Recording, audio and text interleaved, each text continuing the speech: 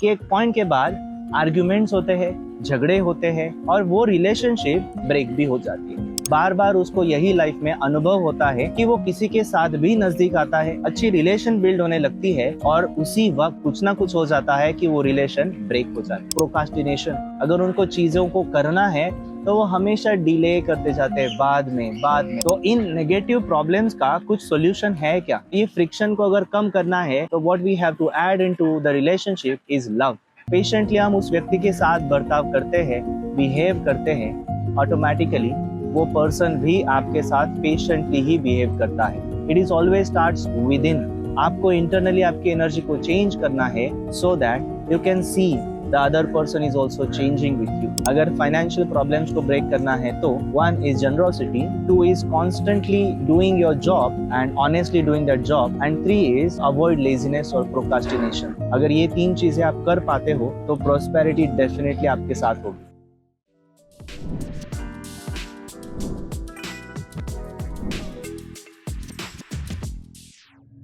हमारी लाइफ एक series of events है और इस सीरीज ऑफ इवेंट्स में कुछ घटनाएं बार बार होती है।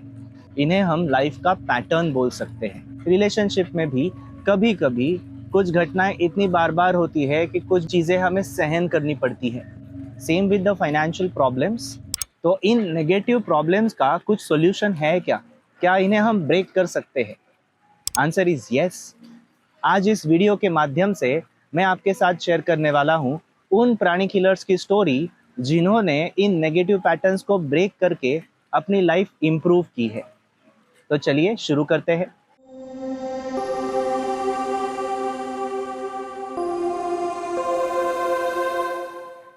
फर्स्ट हम बात करेंगे अबाउट द रिलेशनशिप पैटर्न्स। अभी आप देखेंगे तो याद कीजिए कि कोई भी रिलेशनशिप का स्टार्ट कैसे होता है। आपके वो कॉलेज के दिन, आपकी वो फर्स्ट फ्रेंडशिप या शादी के बाद के कुछ दिन, you will find the same thing कि बहुत अच्छा दिन जाता है उस व्यक्ति की याद में। उस व्यक्ति को मिलने के बाद बहुत खुशी महसूस होती है, अच्छा लगने लगता है। हम उसको मिलने की बार बार कोशिश करते हैं। उसके साथ टाइम बिताने के बाद हमें बहुत खुशी महसूस होती है। Isn't that true?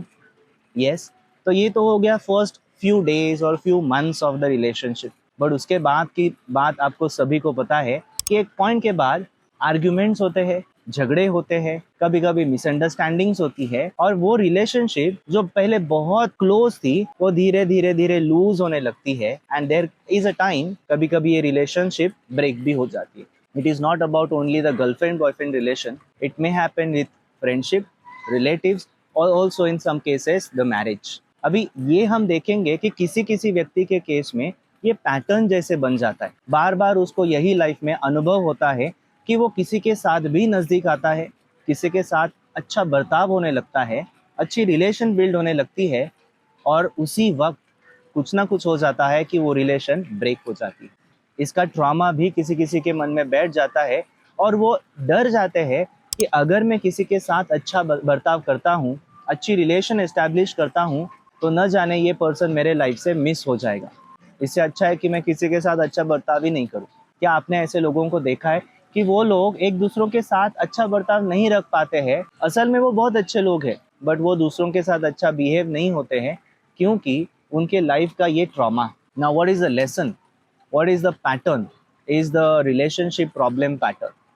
अभी इसको ब्रेक कैसे करना है? The simple thing is love. Master Choa used to say love is the lubricant.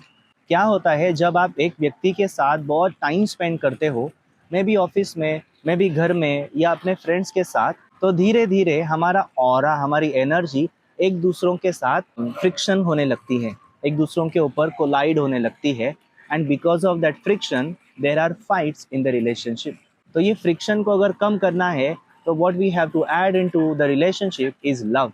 कभी कभी वो लविंग स्पार्क आप मिस कर देते हो with respect to your husband or your friends, and then there is just a relationship which is not actually a relation, जहाँ पे sharing नहीं होता है, केयरिंग नहीं होता है, सिर्फ को एग्जिस्टेंस होता है। तो ये को एग्जिस्टेंस को अगर वापस आपको एक केयरिंग शेयरिंग रिलेशनशिप में कन्वर्ट करना है, then you just simply have to add loving energy. ये लविंग एनर्जी को ऐड कैसे करते हैं, that is the major thing जो मैं अभी आपके साथ शेयर करने वाला हूँ। It is very simple. कभी कभी आप देखिए एक टाइम के बाद उस व्यक्ति की कोई भी चीज़ आप क्रिटिसाइज करना शुरू करते हो, आपको पसंद ही नहीं आती है। We have to avoid that criticism. अगर ये क्रिटिसिज्म को अवॉइड करेंगे, opposite of criticism is acceptance, कि उस व्यक्ति को धीरे धीरे आप एक्सेप्ट करना शुरू करो कि वो जैसा है वैसे मैं उसको एक्सेप्ट करूँगा। जैसे मैंने शुरुआत में कहा था, वो रिलेशनशिप का स्टार्ट आप देखिए, वो पर्सन लेट भी आता है मिलने के लिए, अच्छा ड्रेस करके नहीं भी आता है तो भी वो अच्छा ही लगता है। Now that is how you accept that person as he is. So ये एक्सेप्टेंस अगर अच्छा है तो automatically you will see that there is more love.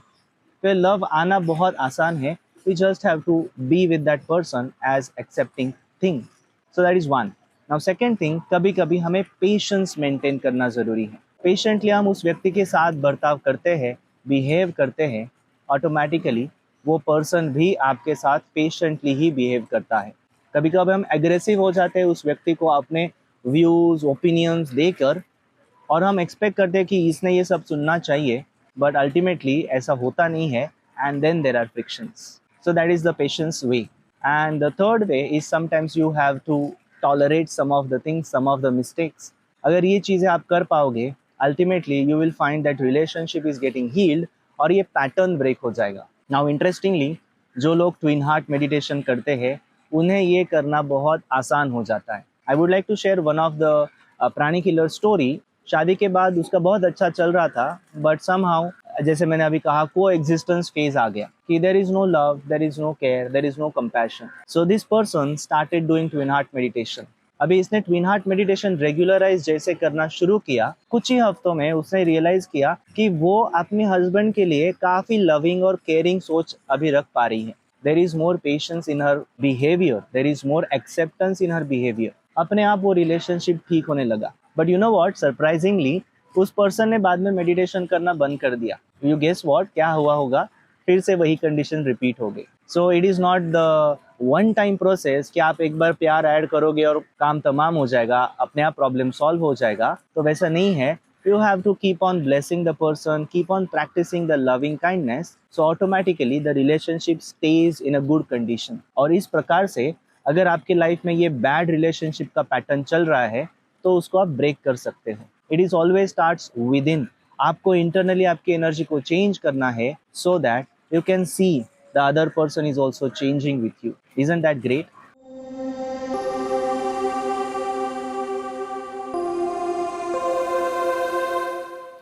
Now let's talk about the second problem, and the major important pattern is financial problems. किसी किसी के घर में बार बार ये फाइनेंशियल क्राइसिस होते हैं। क्या आपने ऐसे लोगों को देखा है जो बहुत इंटेलिजेंट है, sometimes they are very hard working also, बहुत मेहनत करते हैं, बट उनको इतना पैसा नहीं जोड़ पाते, इतना पैसा नहीं कमा पाते। Maybe they are working somewhere very religiously but they are not growing financially, तो हमेशा उनके घर में फाइनेंशियल प्रॉब्लम्स होते ही हैं। So I am talking about how to break those financial problems, patterns, financial crisis. तो आप अगर उनका लाइव स्टडी करेंगे या उनके साथ आप थोड़ा सा बातचीत करेंगे, पता चलेगा they have one problem which is common, is called as laziness और प्रोकास्टिनेशन। अगर उनको चीज़ों को करना है तो वो हमेशा डिले करते जाते हैं, बाद में करते जाते हैं, और तब तक काम नहीं करते जब तक वो एंड मोमेंट नहीं आता है। सो that is one of the thing जो उन्हें प्रॉस्परस होने के लिए प्रॉब्लम क्रिएट कर रहा है। That is called as procrastination. Sometimes that is laziness also. Now there are people, उनको हम बोलेंगे दे आर नॉन जनरस, कंजूस है, कि उनको ऐसे लगता है कि अगर मैंने किसी को हेल्प किया, पैसे दिए, तो मेरे पैसे कम हो जाएंगे। But you know what the secret is? It is actually open secret. If you give generously, you will receive generously, and this is the divine law. You will see so many people who are so rich, so prosperous, and they are so generous also. जरूरी नहीं है कि वो अपना generosity publicly दिखाएं, जरूरी नहीं है कि लोगों को वो कितना हेल्प कर रहे हैं वो सोशल मीडिया पे पोस्ट करें। They are generous, and because of that they are prosperous. So it is how the law of karma works. What you want you give. जो आपको चाहिए वो आपको देना है। अगर वो चीज आप देना शुरू करेंगे जो आपको चाहिए, जैसे कि पैसा, you will realise that you are becoming prosperous and rich. तो ये पैटर्न आपके लाइफ में जो बार बार हो रहा है वो बंद हो जाएगा। Now I have lot many examples to share about prosperity and generosity, but one of the example I would share जो मास्टर चौवा ने बताया, and in most of the world religions you will find the common thing कि वहाँ पे donations, वहाँ पे charity करने के लिए बताया जाता है। हार्डली ऐसा कोई रिलीजन होगा जहाँ पर चैरिटी बताई नहीं है। सभी कल्चर्स में, रिलीजन्स में चैरिटी या डोनेशन बताया जाता है। उसका कारण क्या है? उसका कारण यही है टू जनरेट प्रोस्पेरिटी एनर्जी। सो अगर आप दिल खोल के जनरसली देना शुरू करते हो, पता चलेगा आप बहुत ज़्यादा जनरसली प्रॉस्परस बनते जाते हो। सो prosperity and generosity goes hand in hand. So if you want to break your financial problems, then just simply generously give. Second thing, do not procrastinate. आपको वन पॉइंटेड रहना है। कुछ लोगों का काम ये होता है कि वो उनको करना है बट वो छोड़ के वो सारे काम करते हैं, so they are distracted. So there are 3 important things अगर फाइनेंशियल प्रॉब्लम्स को ब्रेक करना है तो 1 is generosity, 2 is constantly doing your job and honestly doing that job, and 3 is avoid laziness or procrastination. अगर ये 3 चीजें आप कर पाते हो, that is called as discipline, तो prosperity definitely आपके साथ होगी।